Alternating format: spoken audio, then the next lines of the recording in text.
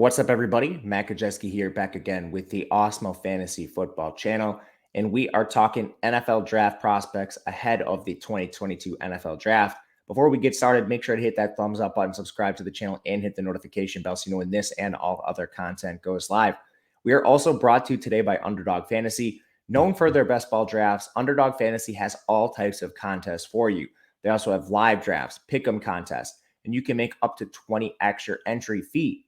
Use the promo code Awesemo, and you're going to get a match deposit bonus up to $100. So make sure to check out Underdog Fantasy today. Diving into today's prospect, we are going to talk Texas A&M running back Isaiah Spiller. We've already hit on Breece Hall, we've hit on Kenneth Walker, and we've talked Zamir White. We're going to round out today's group with Isaiah Spiller, widely ranked as the number 3 prospect. You'll see a little bit of volatility there, but he's a kid coming out of Texas A&M. He's played 3 years as the starter there. He's a bit of a bigger back, 6 feet, 215 pounds. But what we didn't get with Spiller and what we did see with Walker and Breece Hall was the size-adjusted speed. Spiller checks in with a 4.63 40-yard dash, and that was at his pro day. He decided not to run at the NFL Combine. He also has a 33-inch vertical, which was an improvement from his jumps we did see at the Combine. But overall, despite the limitations athletically, there's a lot to like about Isaiah Spiller. He's still a very young prospect. He played 3 years with Texas A&M, but he is not even 21 years old yet. He's just barely past that 20 and a half mark. And when he came out of high school, this was a guy that was widely recruited across the country. He was the number 9 running back in the 2019 class, a 4-star prospect coming out of Texas. And he immediately jumped in that starting job for Texas A&M. When we look at his production, he's been productive ever since his freshman year, but he actually logged his best season in 2020 as a sophomore, where he carried 188 times, over 1,000 yards rushing, 9 scores. And this is a guy that's caught over 20 passes in each of his 3 years as the starter. We did see a little bit of a step back in terms of production this past year. They decided to feature Devin A-Chain alongside Isaiah Spiller, a very productive back and likely a back that gets drafted sometime in the future here as well. But as a junior, the production is still above 1,000 yards rushing. He's still caught 25 balls, 189 receiving yards compared to 193. So it's not like he took a major step back. We're talking largely the same amount of production year over year between 2020 and 2021.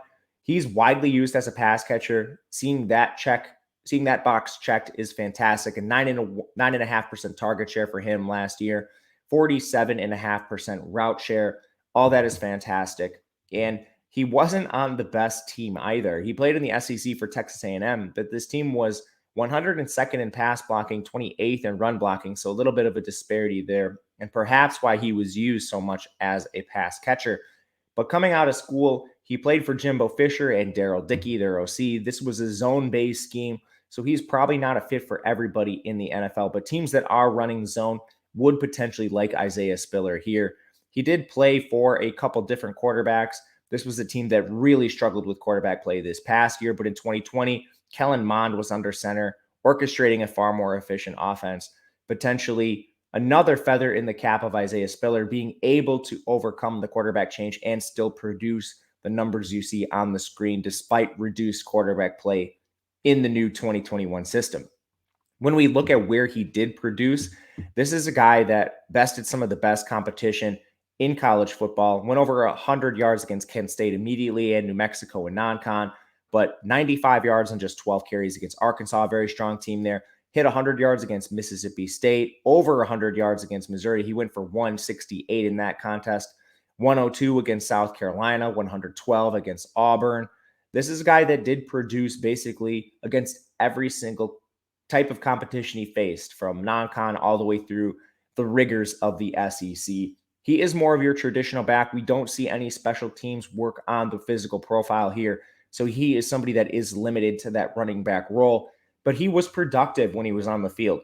He was 10th in forced missed tackles per attempt in this class. He was 17th in yards after contact per attempt. For reference, those are better numbers than what Breece Hall put on the field. It's just that Isaiah Spiller does not have the same level of athleticism as a Breece Hall. So when we look at some player comparisons, I'll bring you back to the size and speed portion. As a bigger back, he is a little slighter at 6 feet tall. Usually you like to see your backs north of 220 pounds. So some of the physical comparisons aren't quite as sharp as maybe a Breece Hall here, but we still have some solid names in this production profile. And the number one comparison here is actually Jonathan Williams, who was a 5th-round pick, but he also ran a 4.68 40-yard dash. He had the same exact yards per carry in college as Spiller, similar breakout age, similar forced missed tackles, and yards after contact per attempt. And we actually did see Jonathan Williams with some production in the NFL before some off the field stuff got in the way. Some other names in this cohort are Trey Sermon, LaMichael Pirine, Josh Jacobs, even names like Tim Hightower pop up, Kerryon Johnson, Jay Ajayi, TJ Yeldon. What I'm seeing with this group that Isaiah Spiller fits is we have some players that were very productive in college, but they were slightly limited as athletes. So the players that don't have that force missed tackle ability, they're the players that have struggled in the pros. Those are your Trey Sermons, your LaMichael Pirines. But your players that did force missed tackles at the college level, your Josh Jacobs, your Jonathan Williams, those are the players that have gone on to see NFL success. So with Isaiah Spiller having the forced missed tackles, the yards after contact per attempt, all those are solid numbers. He should go on to have a solid role in the NFL. And the fact that he is a solid pass catcher will help him here. Overall, draft capital is going to mean a lot for Spiller. And he's a player we have seen mocked all over the industry.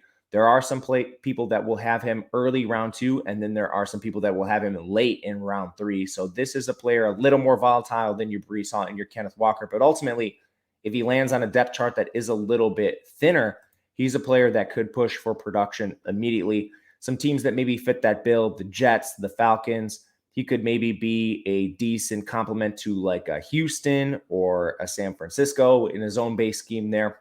But ultimately, we will see. Let me know in the comment section where you think Spiller gets drafted and to what team. I am Matt Gajewski on Twitter at Matt_Gajewski. Thank you for watching, and we will see you again next time.